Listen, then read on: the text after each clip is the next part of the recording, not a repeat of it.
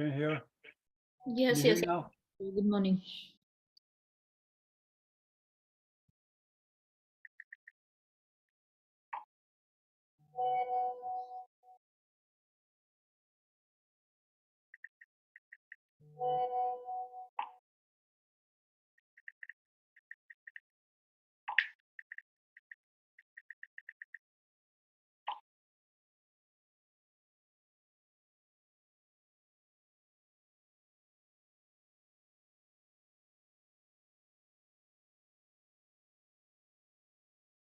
Testing, testing, testing, testing, testing, 1, 2. Can you hear me? Now I can hear you. Yes, yes, yes. I can hear you now. Can you hear me?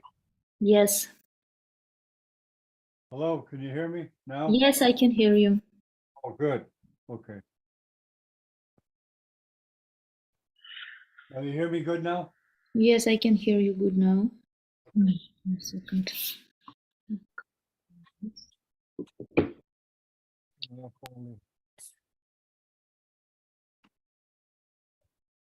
What are your inputs?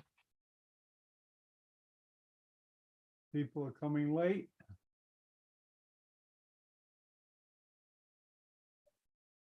Alexi, you there? You gotta make sure the cameras run.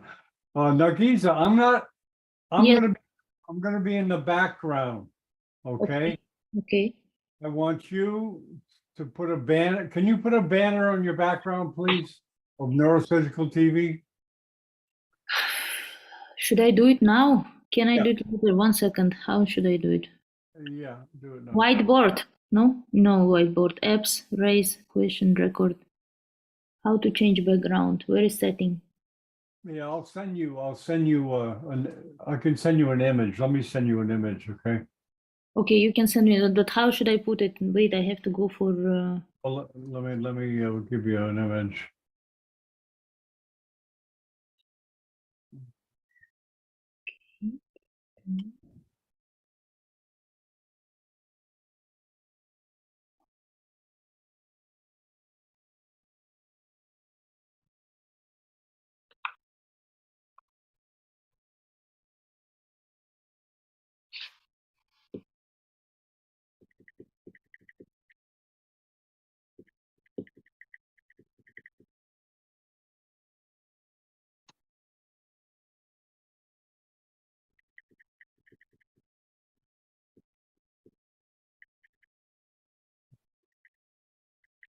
Okay, there you go.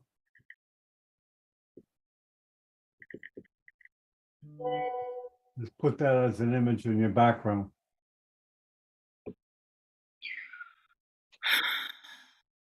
You send me on my phone. I'm from my Mac. Wait, I have to.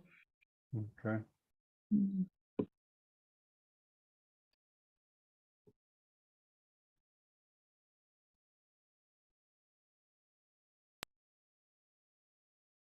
I don't expect we'll get a lot of people because it's relatively new. We will get. As long as the speakers show up. Hey, Alexi and Kaleem, could you please come on the camera? I want to test your camera and test your sound. No, no, no. Alexei is busy for now. He left for some time. Kalim, we can call him. Yes, Dr. Kalim, please, if you have time, could you talk to us? Okay, I just want to make sure the camera works. Okay.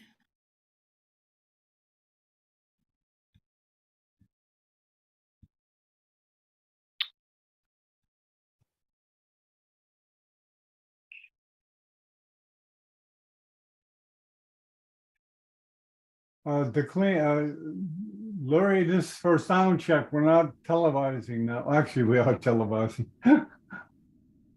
I start these early. I probably shouldn't. Hello. Hello. Yes, Kalim. Yes, I am Dr. Kaleem. I am a resident of neurosurgery in Pakistan. Okay, Welcome. great. Welcome. Can you please put your camera? You have a camera? Wait, let me turn it on. There we go. How you doing? Yes. Hello, Dr. Bennett. I'm here. Very good. Yes. I'm Yuri Akimov. It's from Russia. Okay. It's been a while. We televised you in Taiwan before, right?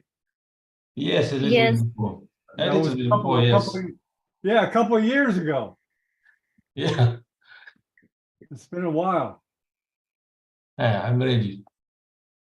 Okay, Nagis, you got that background? Can you upload it? Not yet. 1 second.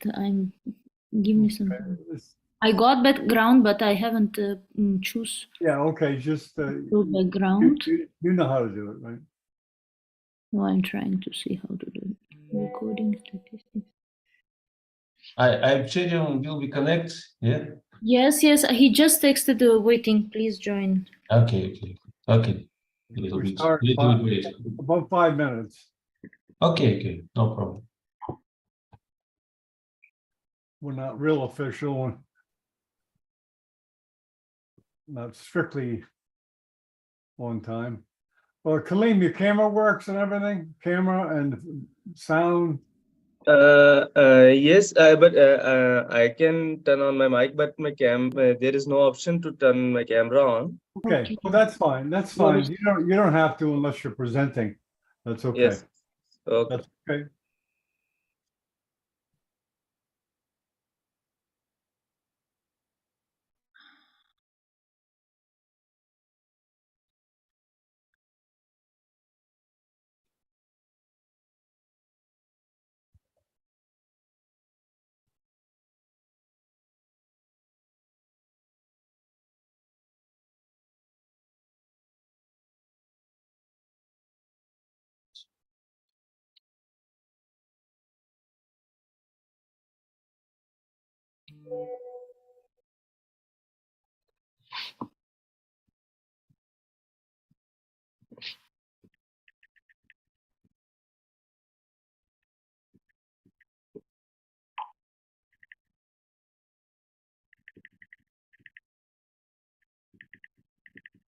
Oh, Mila's here. Okay, good. Oh, Ike's here too.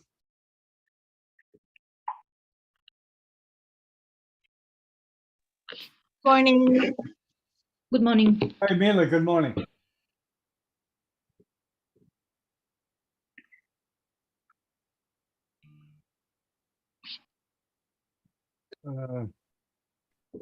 Good morning, Ike. So educated, that's beautiful. Mike, can you hear me? Can you hear me? Forward and remaining forward, medical causes equals patients. Complications of all skull base, what we have here. Ike's here. Ike's here, Nagiza. I is here, yes. I'm parallel, different conference. Hello, brother. Hi. Yes. Okay, just Wait you in December. I wait in December. I'm trying to contact. Okay, don't worry, but Nagiza, I'll introduce you, okay? Yeah, maybe start. Yeah, we have 2 minutes. Yeah, Okay, no problem. Mila Mangi, Yes. can you put a background on, please? I'm gonna send you a background. I'm your friend in Facebook, right? Yep. Yeah, so let me send you a background. All right. Okay.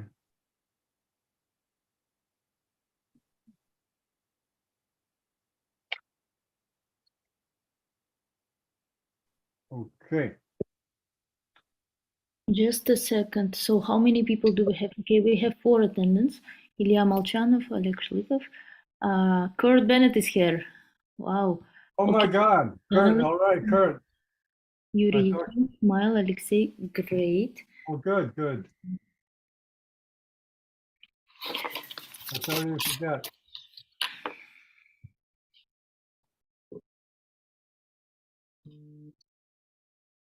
Oh, good, Kurt. John, Dr. Andrei Dubovoi is telling that the link is not working. He is not able to join. Okay, let me give you another link. See, everyone else got in fine.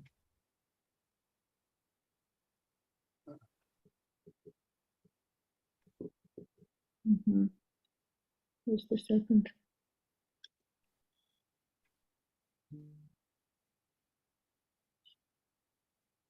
He's waiting.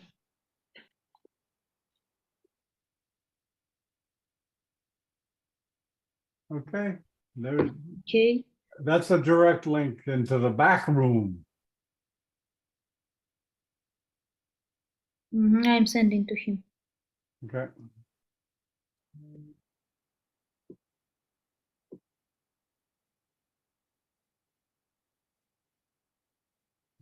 Hey, this Kurt. Okay, I got Kurt.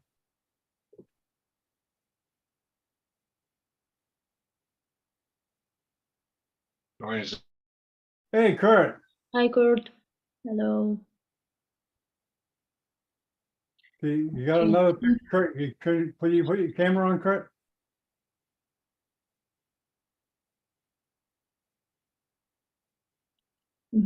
I think, John, we can start. Okay. So Okay. at the Give me a- moment, Hey, I'll let you know. I'll let you know when we can start.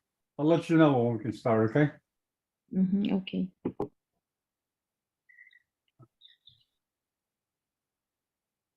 Sorry again. Curtis, is your camera working? Or Kurt, you actually.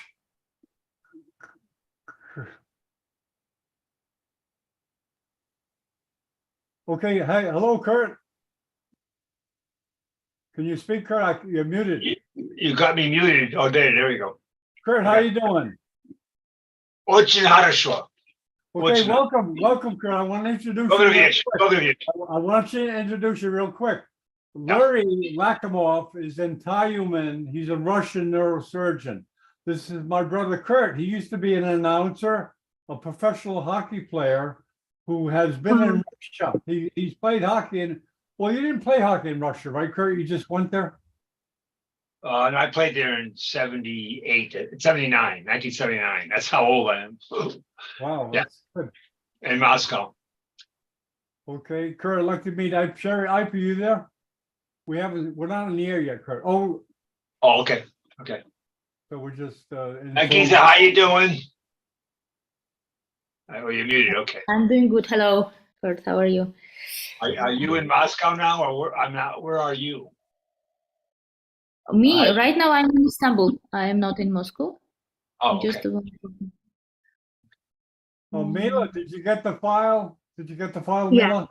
I was able to Yeah. change. Okay, now, John, okay. John, Mila can we is make Dr. Andrei Dubovoy the panelist, please? I'm not able to do that. Andrei Dubovoy, Okay. the panelist. Sorry, Please. let me make you a co-host.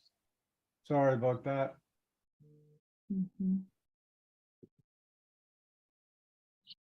Okay, you're now co-host. Okay, you can let them in. Okay, more. Mila, Promote to panelist. Yes. okay, I want you to introduce the channel. When I go 10, 9, 8, 7, 6, 5, 4, 3, 2, 1. Hi, I'm Mila from Saudi Arabia for Neurosurgical TV. I'd like to introduce the Russian Neurosurgery Grand Rounds and then introduce Nargiza. All right. And she's gonna run the show basically. And like me, my brother Kurt, he's gonna start announcing also. Mila's from Saudi. Hello, Kurt. Hi, how you doing? How you doing? I'm good. How are you?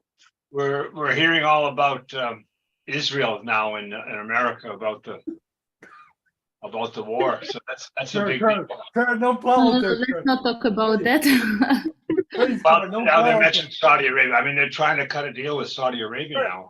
Kurt, please, no politics, please, okay? Okay, we can start. We can start. Okay. 9, 10. Okay, are you ready to go, Mila? Yes, I am.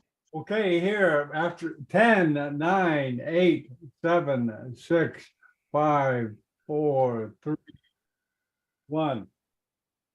Good morning, everyone. Welcome to the Grand Rounds of Neurosurgery in Russia. I'd like Love to welcome all of you here. My name is Dr. Mila Mangi. I'm from Saudi Arabia, and I'm currently a first-year resident in Nalchik, Russia. I'd like to introduce Dr. Nargiza, who will be introducing the panelists and the speakers for today. Thank you, Mila. Good morning, good afternoon, good evening, everyone. Здравствуйте всем.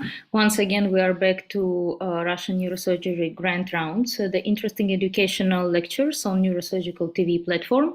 And today we have two speakers. One of them is from Tyumen and the second one is from Moscow.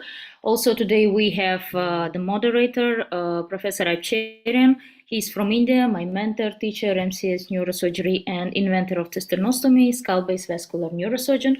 We also have one panelist, Professor Andrei Dubovoi, is from Ilinskaya Hospital from Moscow, well-known vascular microneurosurgical consultant. And let me introduce our first speaker, Dr. Yuri Yakimov. He's head of the department, Pediatric Neurosurgery Department of Federal Center of Neurosurgery in Tyumen. Dr. Yuri Yakimov graduated from Irkutsk State Medical University, pediatric faculty.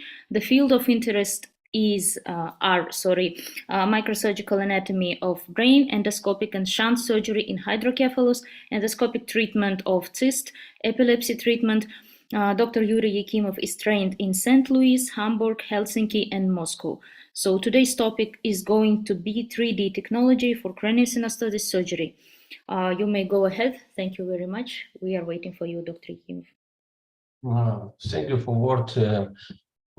Thank you for invite to this conference, and I want to present about our experience about the endoscopic treatment about craniosynostosis in children, and for 3D technology in surgical treatment. This is very interesting topic, and about a little bit about our center.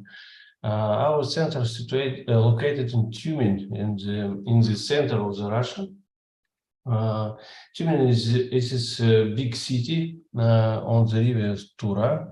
It's very beautiful sea in the city. But Federal Center of Neurosurgery in Tyumen built in the 2011, and we start surgery. But this is high technic, high equipment neurosurgical center. This is 5 neurosurgical department about pediatric, oncological, spinal, functional, and oncological department. We have a 3D hybrid CT operation room, exoscopic, endoscopic, etc. For example, this is view of the hybrid operation room with a new exoscope. This is exoscope from Escola. This is, for example, this is scheme of the hybrid operation room. This is new. This is CT scan, very big aperture. For example, for investigation during operation room. Also, we have a new possibility in the laser surgery, for example, for minimal invasive neurosurgery, 3D exoscope surgery, for example. This is, for example, this picture. This is very young people. This is 11 months. Child with moya disease is 1 millimeter anastomosis is possible 3D viewing with ICG, for example. But about craniosynostosis surgery, this is of course this is not rare pathology of the cranial of the child. Prevalence range of 3.1 per 10,000 births.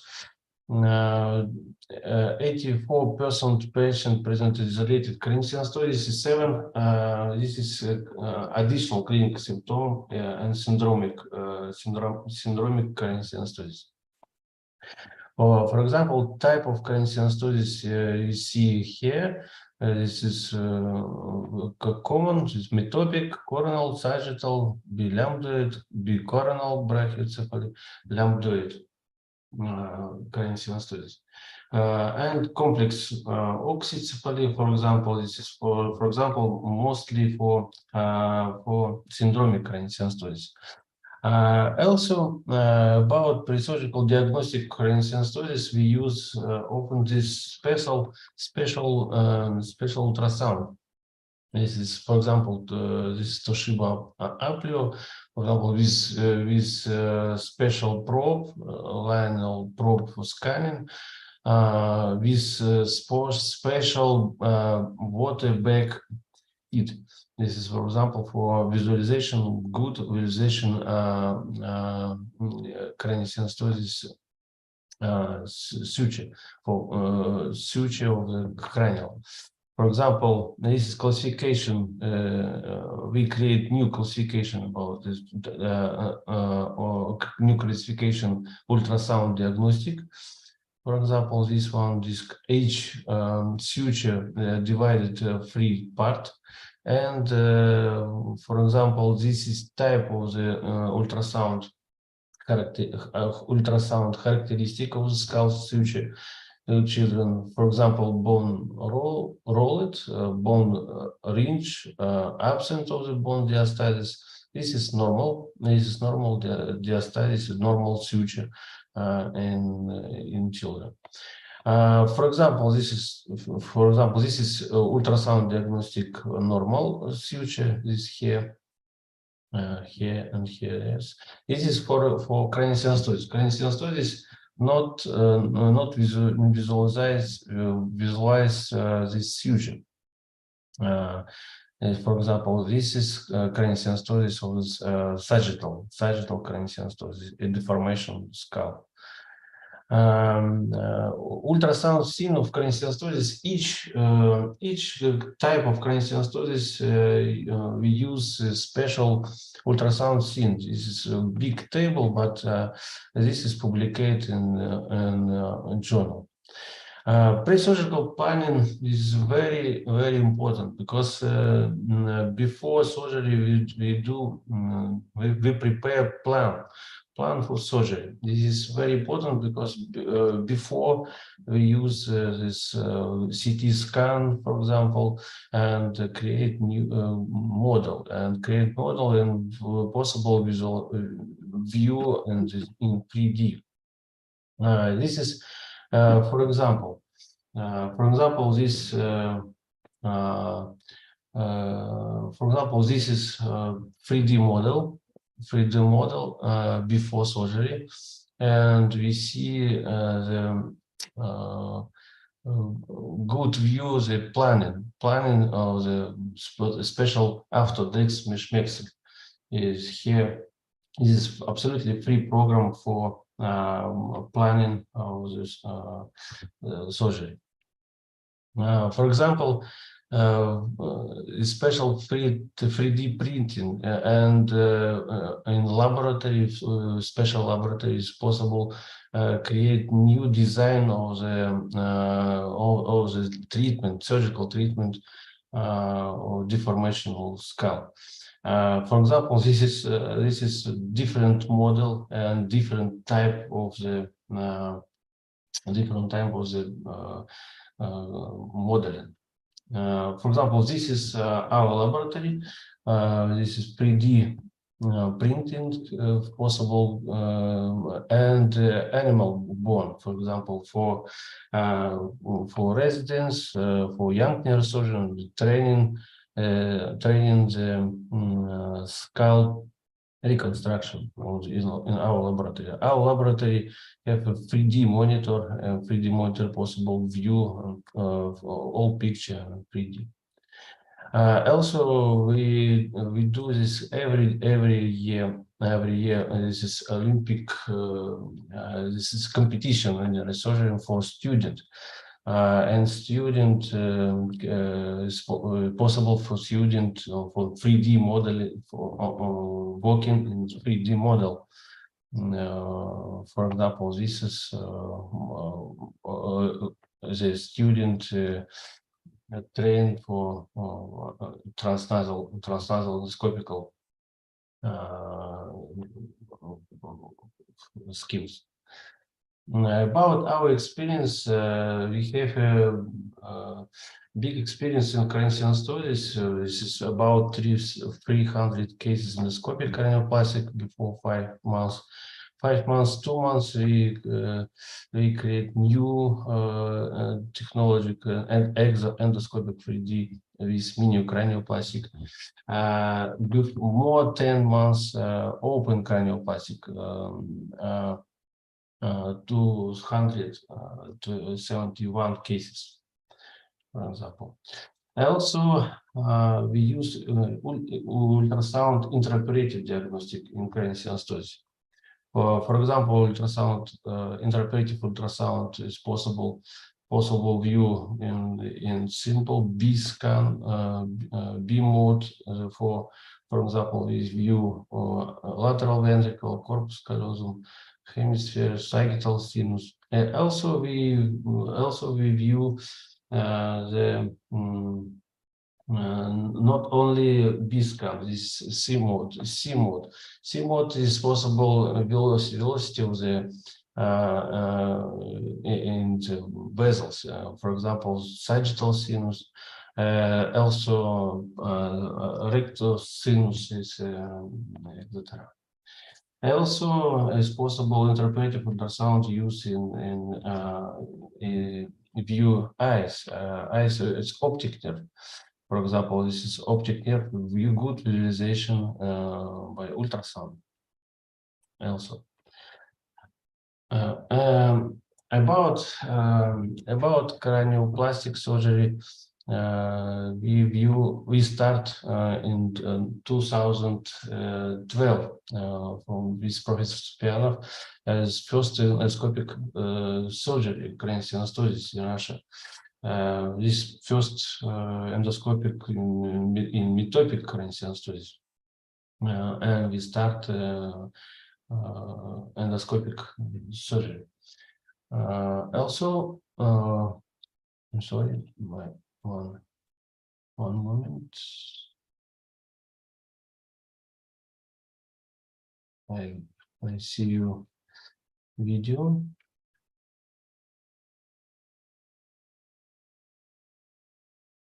Yeah. Also, very important before surgery, viewing all structure of the face and all calvarium bone. This is one. And the special incision, if a surgical field draped with transparent incision field, for example, this one. Also, we use special equipment for endoscopical treatment. Special rongers. Rongers, very small rongers with windows. Also, for endoscopic surgery, we create in 3D modeling special design. This this type of the special endoscopic craniotomy.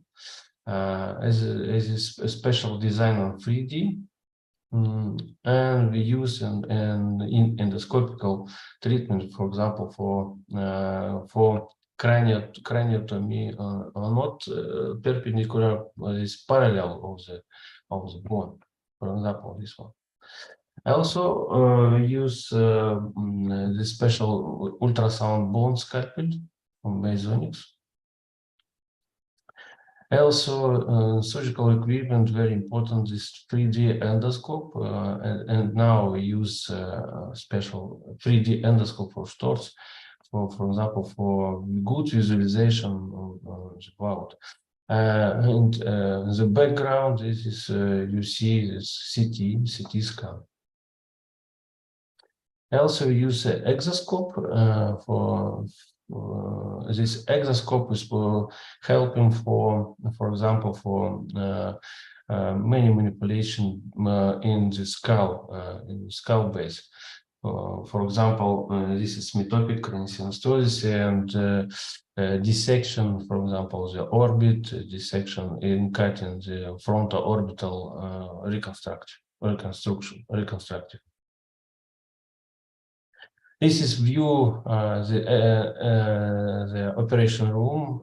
We use the 3D endoscope, 3D exoscope, pneumo arm for exoscope, 3D monitor, ultrasound scanner, ultrasound bone scalpel, and hot water thermostat, for example, for mini plate and high-speed drill.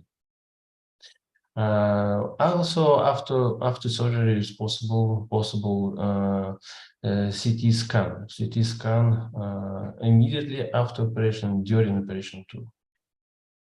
For example, this is 3D planning sagittal craniosynostosis. Usually we use this type of the cranioplastic. This is incision around anterior fontanelle, posterior fontanelle, ambulate suture, is skin incision, and strip incision on the bone. Here, for example, these two incision of the skin and endoscopical view removal, strip removal of the bone. For example, we use this. For example, using the special ultrasound, for example, for cutting bone to skull base. This is after operation, sagittal craniosynostosis, and results after operation. After 6 months, you good result for craniosynostosis surgery endoscopical. This is for young children. Metopic craniosynostosis, for example, this one is also this is planned 3D plan endoscopic metopic craniosynostosis endoscopical suture, endoscopical removal of this metopic suture and skin incision. This view is skin incision and cut bone. This is endoscopical view, small incision and endoscopical retractor, and use this special suction and cutting and rongers and drill. This is after operation. This is index more better. Also, after operation is more important is helmet correction. Is, for example, trigonencephaly, helmet scaphocephaly, coronal craniosynostosis, lambdoid craniosynostosis is different. A special program 3D modeling for producing therapy planning for helmet therapy. For example, this child is 3 months to 6 months helmet therapy after surgery. Also, we use a 3D and mini cranioplastic endoscopic 3D. For example, 10 months old male. This is review preoperative CT scan. This is scaphocephaly, sagittal craniosynostosis. Yes. This visualization of this skin incision.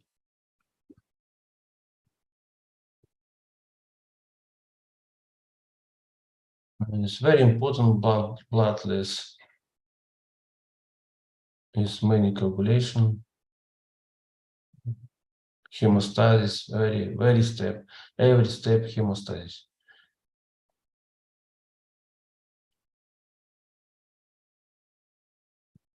Dissection of the periosteum is special instrument for endoscopical periosteum dissection.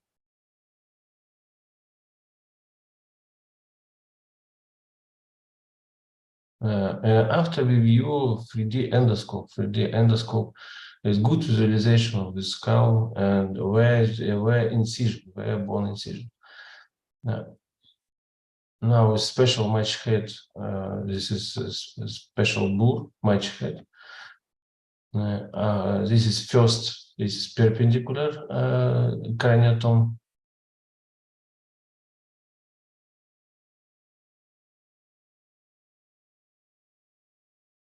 This is good visualization, and after use this perpendicular craniotome, parallel craniotome. This is a special design. This is shape. This is special 3D modeling instrument. Yeah, and very safely it's possible cutting with bone. This is special design. Yeah. This is post-operative CT scan before after. This is next patient is 5 years old, male with Apert syndrome. This is very big deformation of the skull. This is syndromic craniosynostosis, and this is 2-step. The first step is posterior part, and we planning before surgery, and special shape of the skin skull cutting for reconstructive of the posterior part. Yes. After we plan the next stage, this is anterior part is for orbital, for maxilla orbital frontal reconstructive. A special design of 3D skull models is possible special design for create cutting of the skull. Yeah, skull-based tool. Use 3D endoscope. Yes, this one is exoscope and endoscope. This is start to cut the skin. This is skin dissection. Save the periosteum. After dissection of the temporal muscles. You see, is monopolar coagulation. Yeah, is more down. And now exoscope will helping for us, for example, for dissection of the skull base. For example, this lateral wall of the orbit.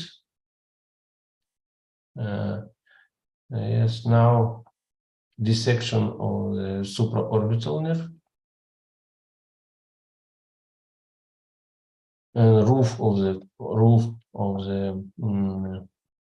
orbit. This is lateral wall inside the orbit, and possible good visualization and good view, because light, this 3D magnification is very good. Yeah. This is medial wall of the orbit on the left side. It's possible good visualization, all structure, all suture. Here, lacrimal ductus. It's possible dissection too. Dissection with good visualization. This is inside the orbit. Inside orbit. This is lateral, medial, and next stage on the right side. Same. After 3D reconstructive, this is plan before surgery. We draw this burr hole. We made burr hole. Now we use craniotome, perpendicular craniotome, simple craniotome.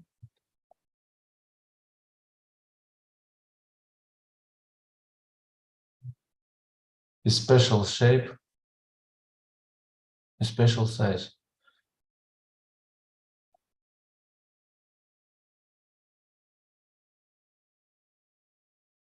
This is first step.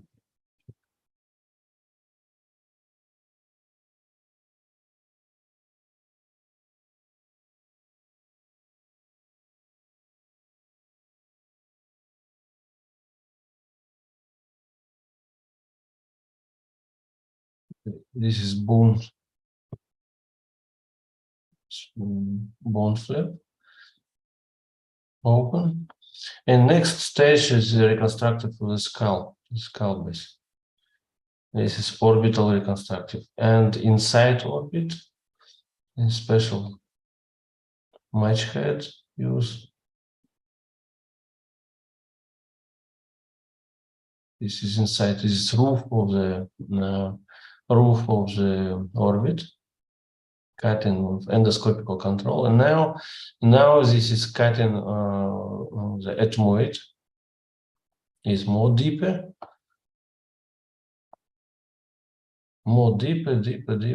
ethmoid and nasal and reconstructive. Yes, and good visualization all step.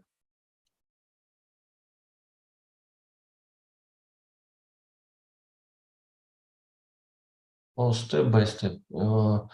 And good visualization, yes. And now it is possible moving. This is complex orbit, maxilla. Yes, and see good moving.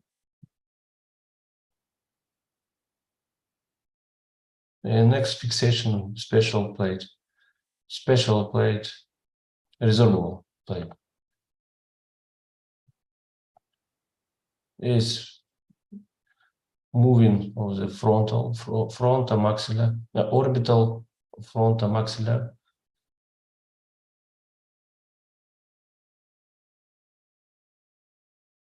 And next step, endonasal step.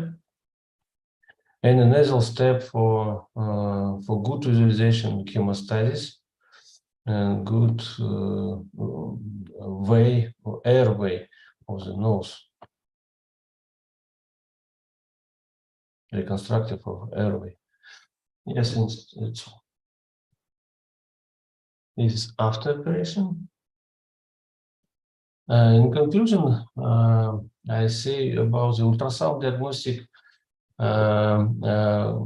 allows this not use CT scan of the brain in children. 3D individual planning surgical procedure need for each surgery. A 3D endoscope and 3D exoscope allow perform cranioplastic is more excellent result. This is our cadaver laboratories. We use several types of the cadaver laboratory. This full cadaver laboratory, this head cadaver laboratory. We use this simulation 3D laboratory, NeuroTouch, for example. We use animal laboratory. This is plan of the for 2023.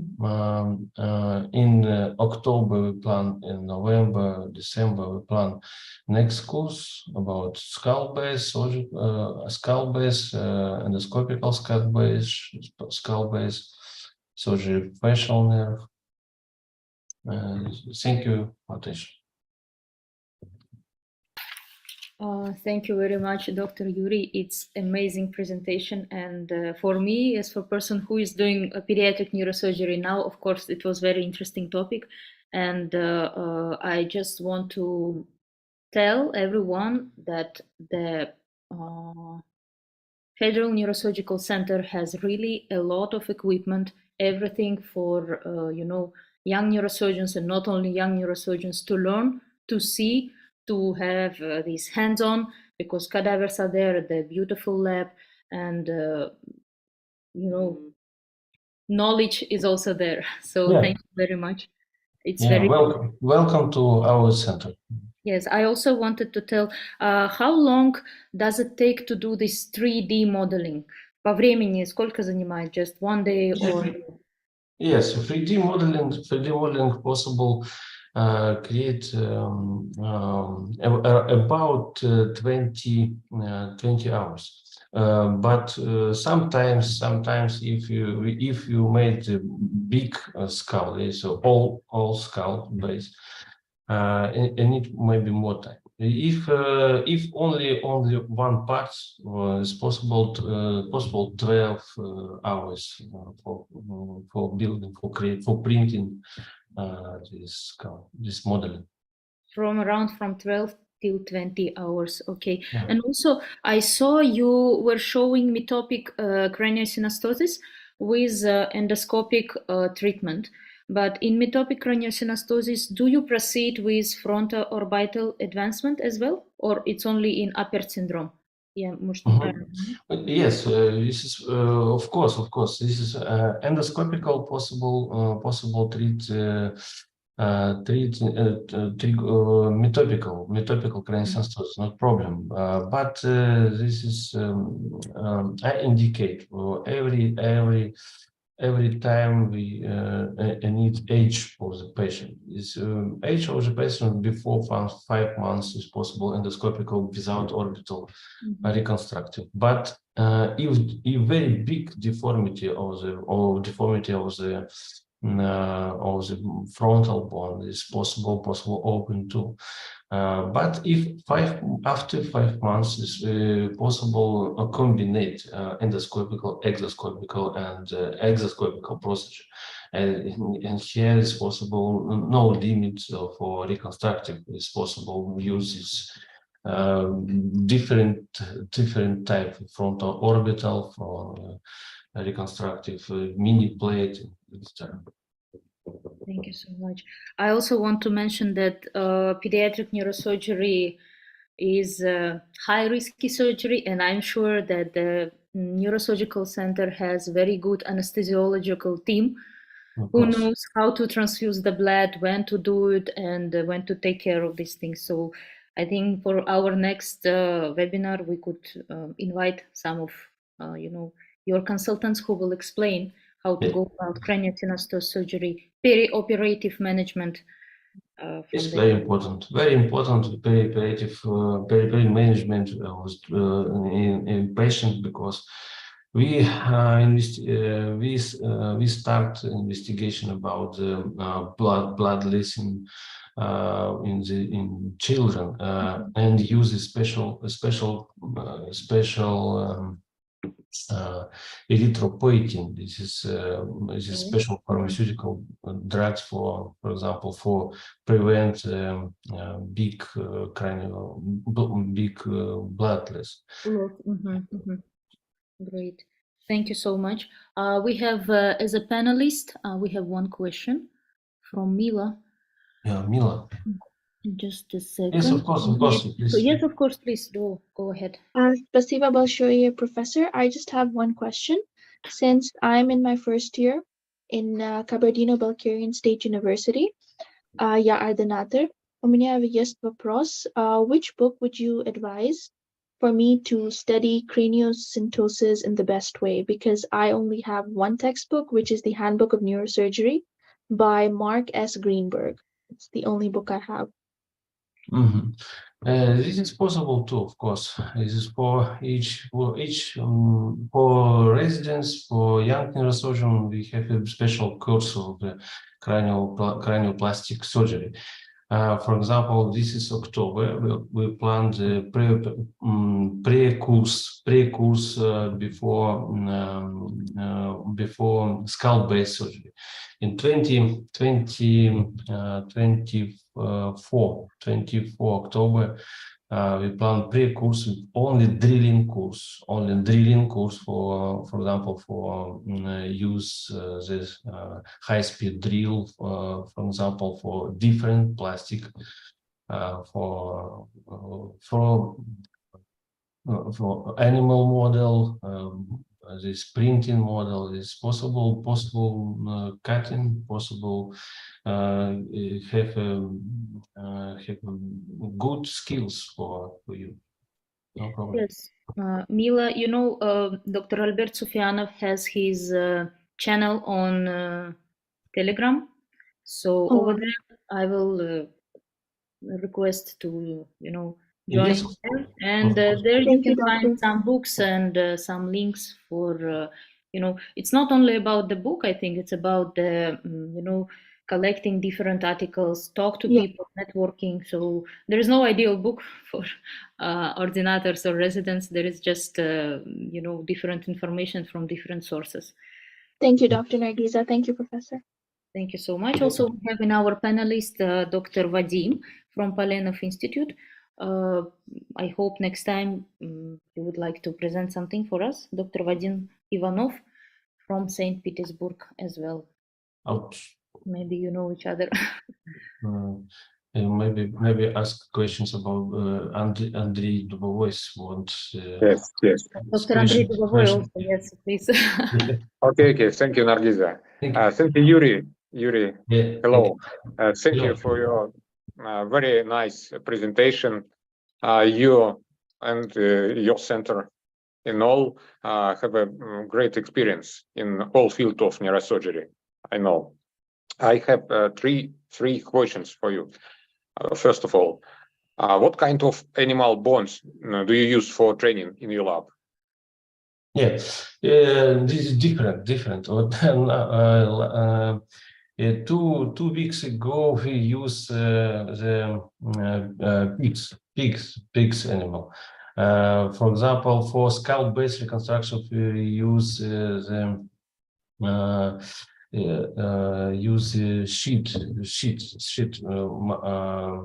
sheet animal. Ягнята, маленькие ягнята. Okay, I understand you. Thank you. Yeah, and also we use this not only calvarian bone. This was possible, for example, the scapula is a different animal. This is possible. For basic skills, is possible any bone for animal. But this is very simple, and for example, for residents, for young neurosurgeon, this is enough for basic skills. For example, dissection of the nerve in channel of the bone, for example. This is many exercise for young neurosurgeon. For not only young neurosurgeon, for neurosurgeon, for improve, for example, working with good instrument, for example, match head, special design match head ball, this different many thing is possible simulate of the animal. Thank you, Yuri. Thank you so much. And my next question about the incidence of the epidural hematoma formation after surgery for cranial stenosis in your experience and in the world. Yeah. In our experience, epidural hematoma this is very rare, because this big reconstructive of the skull is and after external drainage. External drainage is possible not choice for epidural hematoma. It's epidural is mostly not epidural hematoma, mostly hematoma. Like soft tissues. Soft tissue very more often. Epidural hematoma is not right, because very big reconstructive and many big volume. This is big hole. This is not possible collect epidural. In the world, this is topic sometimes publicate, but this is very rare. This is not usual. Okay, thank you. Thank you so much. And the last question from me. Do you print the child helmets by yourself in your lab? Or you use third-party services for this? Yes, it's now we go to the our laboratory to create ourselves. But now situation this is expensive, but we use different company now. But we go is maybe very slowly, but we want to create new helmet design. This is in our center, of course. Thank you so much. Thank you. Thank you. Kalim, go ahead with Yes. the question if you have.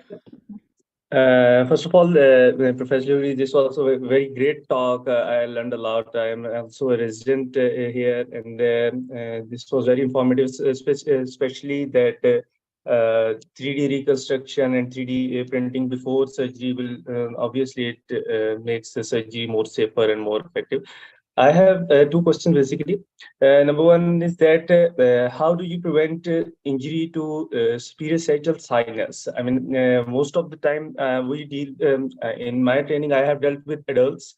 So we do either a burr that and separate the sinus before doing craniotomy to prevent any kind of injury. What is your experience in pediatrics that is the sinus easy to separate? It doesn't get that much damage, or is there anything else you do before to craniotomy to prevent this injury?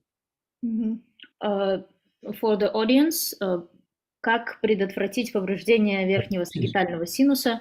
Yes, I understand, but of course, it's pre-operative planning, very important for damaged sinuses too, because sometimes sagittal cranial synostosis, for example, sagittal cranial synostosis, sometimes the sagittal sinus inside the bone. Is not not sulcus, is hole. And for example, it's very important questions about 3D model. And we see if you create 3D model and you see big, for example, bits of sulcus inside the bone, you create a hole around these sinuses. And very important dissection of the dura. Dissection of dura is possible endoscopical. If you see endoscopical, if you see sinus inside the bone, it was possible dissection and cutting and rongers, for example, and much head, for example, drilling bone and dissection of the dura completely. It's very important, but preoperative planning very important too. And endoscope, 3D endoscope also. The endoscope view in 3D, you see as microscope. Okay. So I have another question that you showed us the dissection that was up to even you dissected out the lacrimal duct tooth. Have you ever seen any injury to optic nerve during this dissection? And how do you prevent post-op conjunctival edema? Because conjunctival edema, the study says that it can later on lead to optic nerve injury and can cause blindness. Is there any specific insights to prevent this? Your questions about pressure on the brain. Yes, pressure on the brain. This is it's possible. Of course, it's for simple surgery, for example, for craniotomy surgery, it's the same. is the same, but the endoscope very thin, is 4 millimeters. Is first. The second space between bone and dura create very large, and not only 1-2 centimeters. Very large. Need relaxation of the brain. And dissection more larger, and each step needs hemostasis. This prevent big compressions of the brain. We have only in this series, big series, cranial synostosis is possible. We do only one case of very big compress of the brain, and after operation, little hemorrhage of the subdural. But need cut the dura and open subdural collection hematoma. But sometimes it's for difficult case, for example, for syndromic case, for very big deformity of the skull with very big crista or the deformation of the skull inside the dura. This is very important, but sometimes it's very large dissection, and hemostasis is prevent big problem. Yes, thank you. But Dr. Kalim, I just want to tell that after any surgery, especially pediatric, especially cranial synostosis, we have to expect edema for at least 3-4 days. I mean, we cannot prevent it. So it's just that wait and watch and do some post-operative management, cold compression. Or every hospital has its own protocols regarding that. Regarding the injury, I have never ever seen any injury of post-operative as a complication. But you study. Thank you so much. Anyway, it's a point to start studying something new. So, if no questions, we can go ahead and introduce our second speaker. Let me call for our second speaker, Dr. Alexey Demirtsev, MD, consultant neurosurgeon from Neurosurgical Department of National Medical and Surgical Center named after Pirogov, and he's head of the department, Dr. Andrei Zuev, who is also working in National Medical Surgical Center named after Pirogov. And today's presentation will be about paralimbic gliomas. Yes, please, you may go ahead, Dr. Demirtsev. Hello, dear colleagues. Do you see my screen? Yes, we can. Thank you. Thank you for your invitation, and thank you, Yuri Alexeyevich, for your incredible report. It's very interesting. Theme of my presentation is paralimbic glioma surgery. All glioma need to first step maximal safe resection if possible. And next step will be chemo and radiotherapy. Stent of resection impact on patient outcome, and paralimbic tumor. First surgeon who showed best results for this region surgery was a great neurosurgeon, Gazay Sergil, but he showed mostly insular tumors and insular tumor surgery. And this classification in no hand not useful, because if we talk about really paralimbic tumor, we talk about big tumor with extension to the frontal lobe, temporal lobe, and over regions. And if we did a first step surgery, remove this big part, we see insula and can remove insular part of tumor without dissection of silver fissure. And we use this classification that show 4 types of the tumor growth, from insular to the temporal lobe, insular temporal tumor, and from insular to the frontal lobe, and temporal insular and giant. In our department, we use the diagnostic algorithm. We did T2 and FLAIR MRI for low-grade glioma, and T1 with contrasting for high-grade glioma. We did DTI with tractography for patients and reconstruct language fibers for dominant hemisphere. We use fMRI when tumor grows to precentral gyrus, and we use Bolt fMRI for this, and speech fMRI for dominant hemisphere. All our patients had multimodal neuromonitoring. Transcranial motor lobe potential we use in all cases.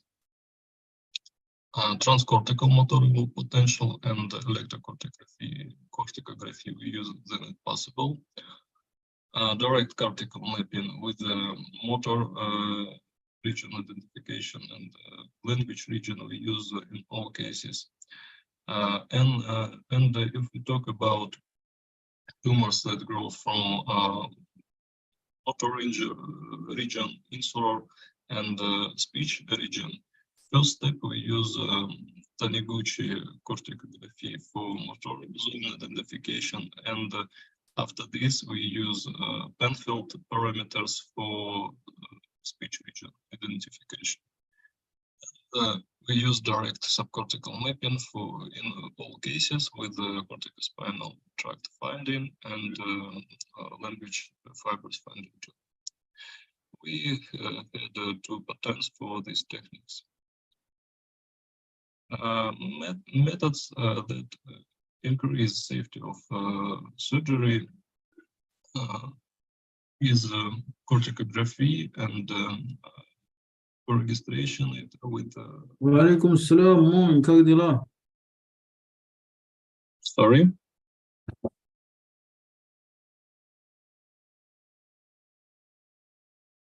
We use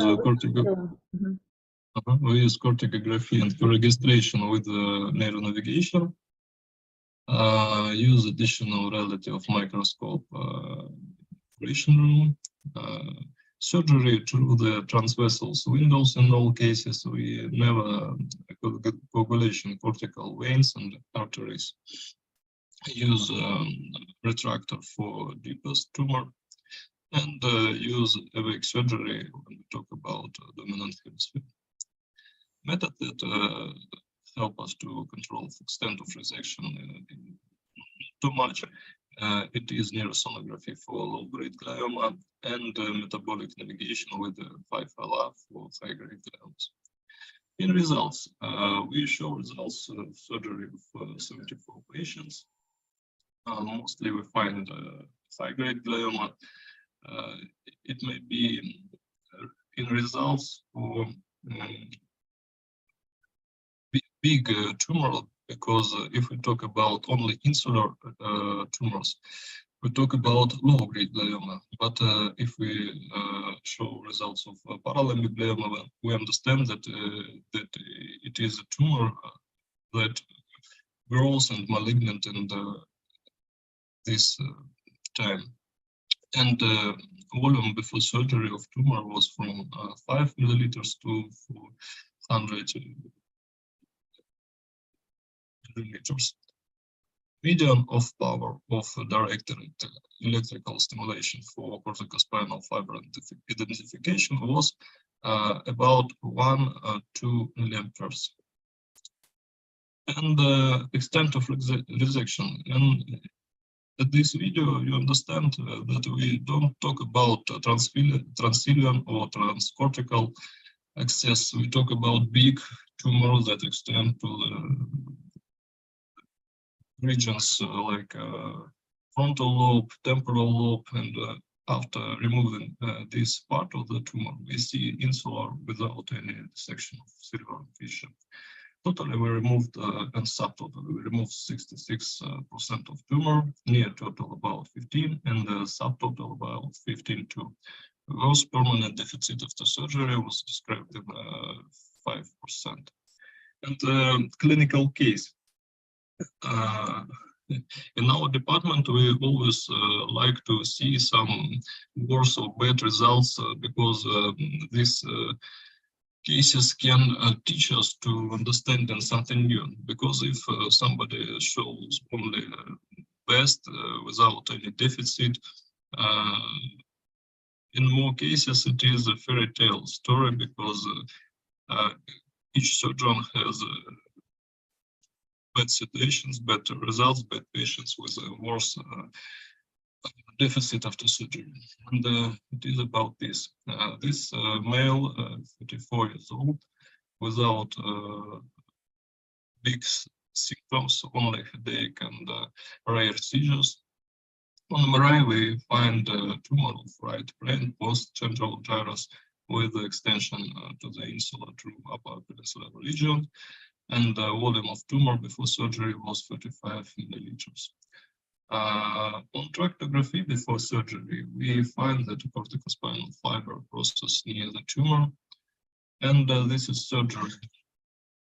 Sorry, this is surgery. We see Sylvian picture, precentral gyrus, post-central gyrus. We see cortical grid. Sorry, and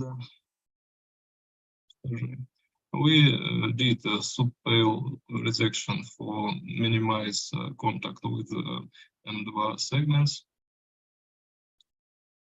Irrigation, all operation steps, ultrasonic aspirator, and we use cotton pad for minimize contact with medial cerebral arteries boundaries. And now we remove tumor step by step, piece by piece. Yes, now we see saved vessels of central sulcus, Sylvian veins, and precentral gyrus and post-central gyrus with destruction of region of the face. Now we use subcortical stimulation for corticospinal fiber identification. We see muscle movement, and in the end, it is a final view. We see remove part of the tumor from insula, pre-central regions, save the vessels. And in the end, we use neurosonography for control of resection. But in the end of the operation, our neurophysiologists say that motor potential drop out to the level of 17%. After surgery, we see nice MRI without any residual tumors, but patient had left-sided hemiplegia and left-sided facial hypoesthesia. On the DVI, we see that part of ischemia find on the corticospinal tract level. Histologically, it was an aplastic oligodendroglioma, GMT mutant, 1p19q mutant, and IDH1 mutant 2. After a few steps of rehabilitation, strength of the lower limb increased to the level of the 3 point, but upper limb only on the level 1-2 points. Radiochemotherapy was done, and now we see Wallerian degeneration of corticospinal fiber without any recurrence glioma, but patient had permanent motor deficit after our surgery. And we try to understand what happened because we did use all these methods that I described before. And we find few anatomic reports. Firstly, it is work of Gazi, Sharkey, and Ture. We will know about these 3 types of perforators of M2 segment. But long perforates that supply corticospinal tract and internal capsule not constant and defined only in 5% in this work. But nowadays, reports show that resection of precentral gyrus region, central sulcus region, and upper peninsular region provides better results and worse permanent deficit in mostly cases. And somebody show 100% risk of worse deficit after surgery. Today we decrease our risk of worse permanent deficit from 7% to 5%, but lose radical of resection to from 85% to 81%. And what we find, what was the limit? Extent of tumor medially to the ventricular straight artery level, infiltrating type of tumor growth, involved upper peninsular sulcus and central sulcus, decreased motor potential of transcranial or transcortical stimulation at the level of 15% and more by hemisphere tumor type, and recurrence gliomas surgery. And it all. Thank you. Thank you very much, Alexey, for your presentation. I did not mention that Alexey Demirtsov is a young neurosurgeon who already does these difficult cases along with his HOD. So the area of interest is glial tumors, malformation, and so on. I do believe that this type of tumors are extremely challenging all over the world, and no matter where do you belong, which country do you belong to, and where have you been studying, but still it requires a lot of knowledge and experience and good mentor to handle these kind of cases, because early intervention, survival outcomes, extended resection of these tumors, these are the most important questions which we have to keep in our mind in order to have good outcomes for these kind of tumors. Thank you, Alexey. Any questions from the audience?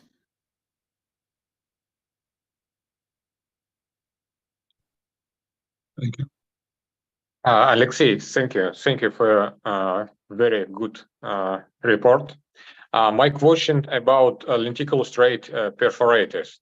Do you always leave this part of the tumor if the lenticular striate perforators involved to the insular tumor? Mhm. Do you always leave Thank or you. resect sometimes? I understand your question. Thank you.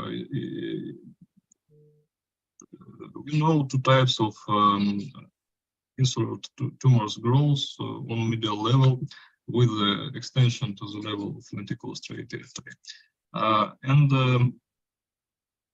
some reports show that resection of this part of the tumor prevent worse deficit, but now we see understand it only on operation, because if we find that a tumor, we can say it in English, tumor grows with movement lenticular striate arteries, and we can use our ultrasonic aspirator between these two perforations. Between two arteries, yes? Yes, we find it because we find first the vein, and we understand that above the vein we find artery.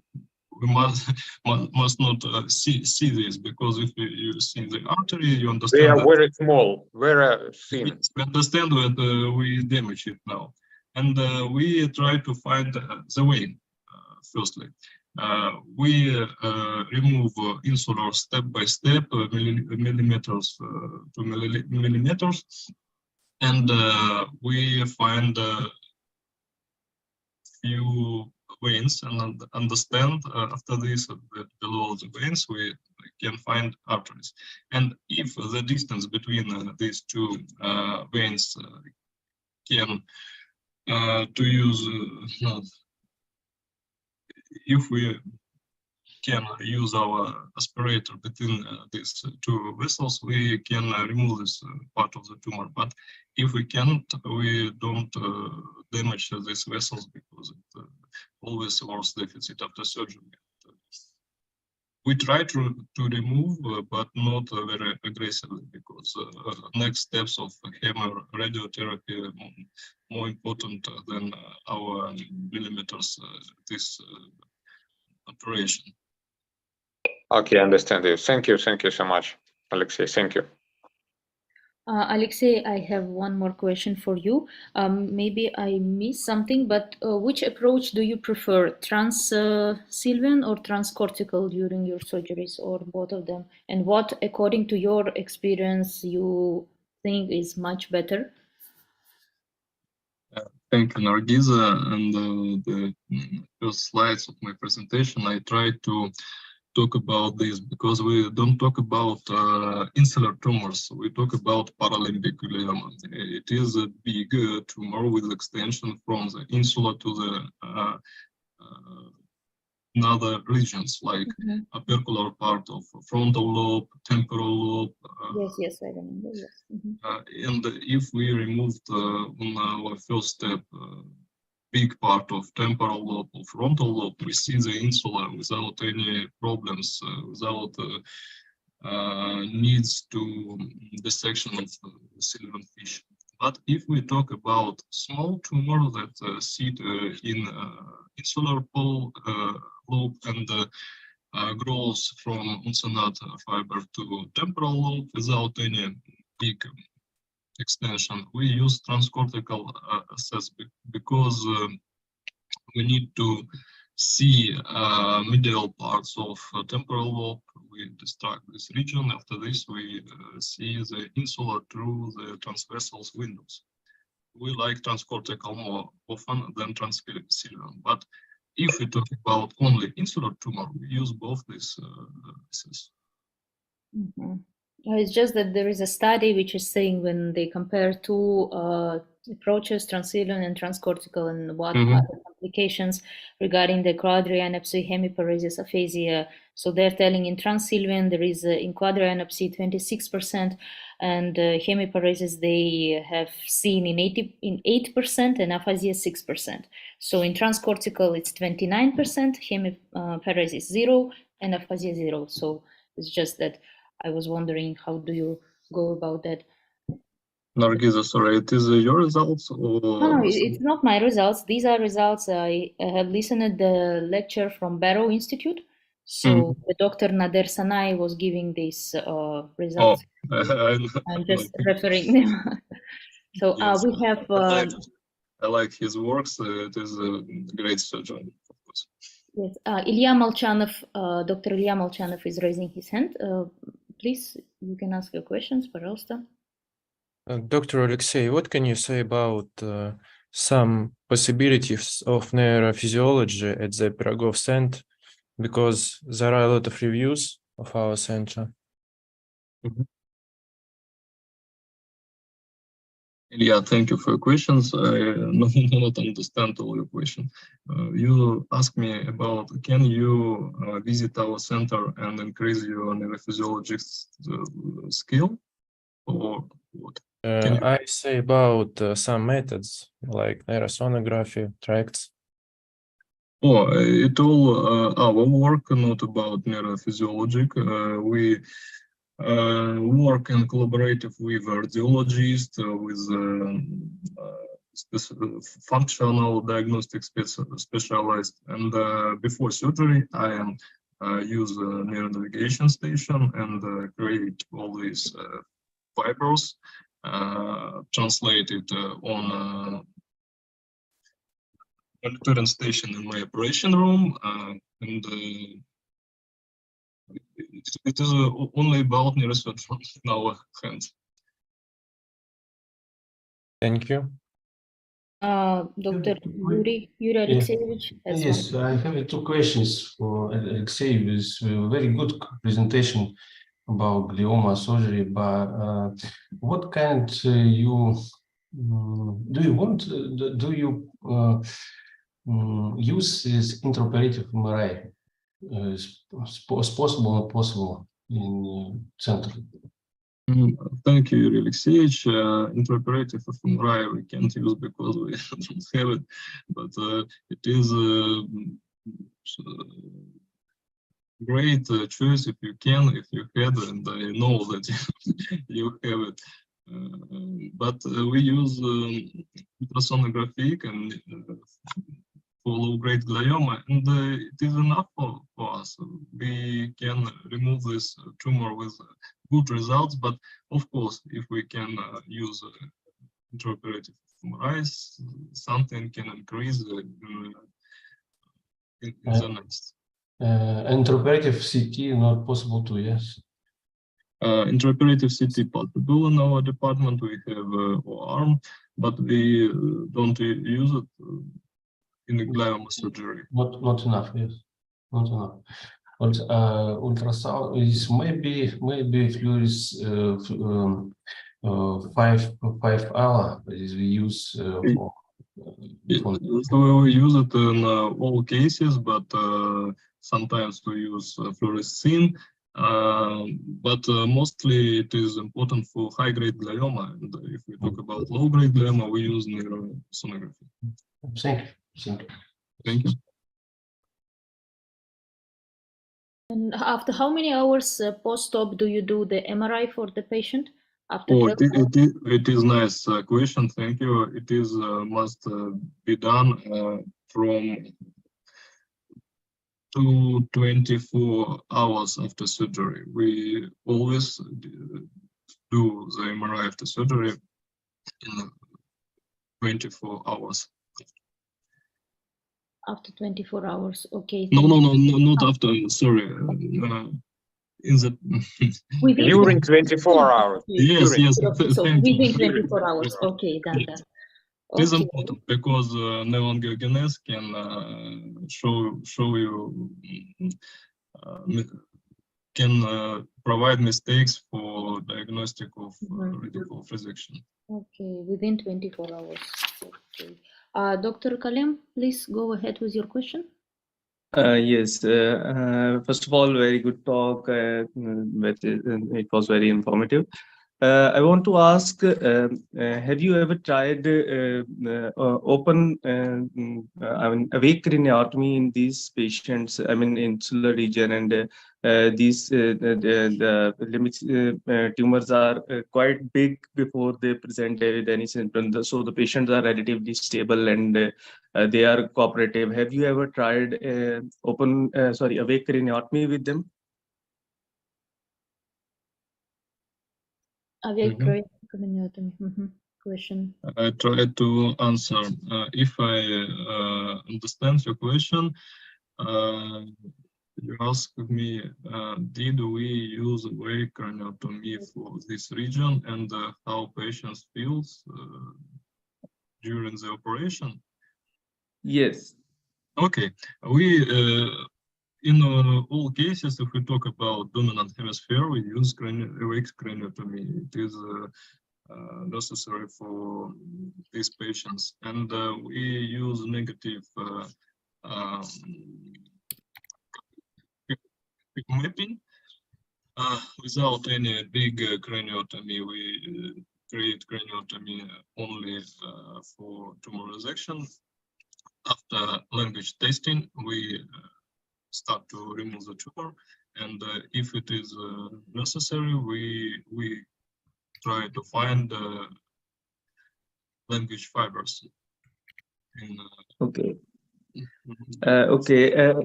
Thank you so much. And second, my question is not related directly to the tumors, rather than post-operative recovery. It's just a thought that comes in my mind. I have seen patients that we do under navigation guidance and with tractography and all that, with functional MRI, and still they get some kind of deficits. But I haven't seen. Have you ever tried doing tractography post-operatively to see neuroplasticity or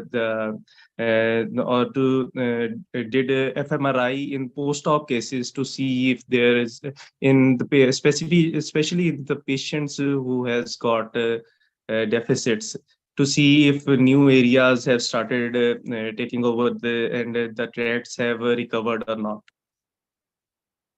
Thank you for your question. Dr. Fugitive, and it is a doctor who more talk about this neuroplasticity, and we use it, of course, if we need to remove recurrent glioma. We did fMRI, we use GTI and tractography, and we always collect intraoperative data when we did awake craniotomy. It is important for next operation, and neuroplasticity is real. It is not. It is real, and we find it in our cases. Yes, Alexei, but the question is, after surgery, после операции, do you do tractography for the patient? So that yes, we did it if we see some deficit after surgery. After surgery. We always did tractography after surgery, but we collaborate and see together with my colleagues if we talk about some deficit after surgery. Mm-hmm. Great. Okay, thank you so much. You can see loss of the number of fibers after surgery. You can understand what happened after this. Okay. 1 second. Ilya Molchanov has question. Or no? Anybody else? No. Mm-hmm. This webinar was so interesting, and I'm very glad that today we could gather around more than 30 people, and good to know that the number of people who are interested in Russian neurosurgery grant rounds are raising.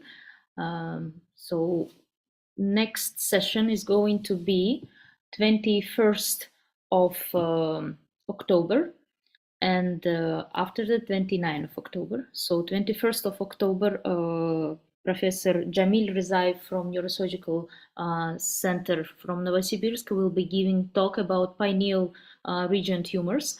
And I am trying to find another international faculty as well. So who are interested in, please do join us. Okay, I'd like to say a few words, and Nargiza, excellent presentations here. I think Russia really wants video. I think you're showing it here. It's an excellent educational platform. You're going to get to know.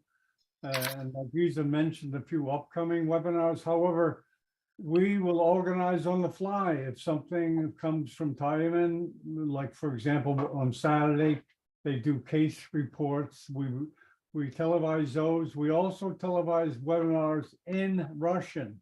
So be aware of that. We want to welcome the Russian community, and if some may feel more comfortable in Russian, that's fine. We'll televise that also. Yes, I just want to tell that, sorry for interrupting, that yes, we do have some experience. Dr. John Bennett has experience with Latin American countries where they televise in Spanish language. There is a Chinese grant rounds where they televise in Chinese language. They have an online interpreter, I know. So if some of you want to televise something in Russian, that is also fine. It's also acceptable, and we will be happy to help all of you. Well, we are close, Nargiza, to the day where language will be translated spontaneously in real time. Yeah. I think in the next couple of years, that's going to come to Zoom, spontaneous televising. Okay, Nargiza, you want to wrap it up? Yes, thank you. So regarding next session, I will be spreading and sending the link. Also, I just want to tell that the program of these webinars are, I would like and we would like to invite some experienced neurosurgeon and young neurosurgeons. So the dance poll is open for young neurosurgeons, residents, ordinators, young guys, and I'm very happy and very proud that Dr. Zuev can give us opportunity to introduce young neurosurgeons from Moscow, Dr. Alexey Demirtsev, Ivan Alexeyev. So we are waiting for Dr. Bulat as well. And please don't hesitate to text and ask. And you can talk about not only reports, you can talk about the anatomy, you can talk about some literature review. Everything is fine, everything is open. Thank you so much. Okay, very good. Okay, we'll wrap it up and we'll see you next time. And Mila, welcome to the team. Thank you. Thank you. Say good night. Thank you. Okay. Bye, everyone. Thank you, everybody. Thank you. Bye bye. Bye bye. Bye. Thank you.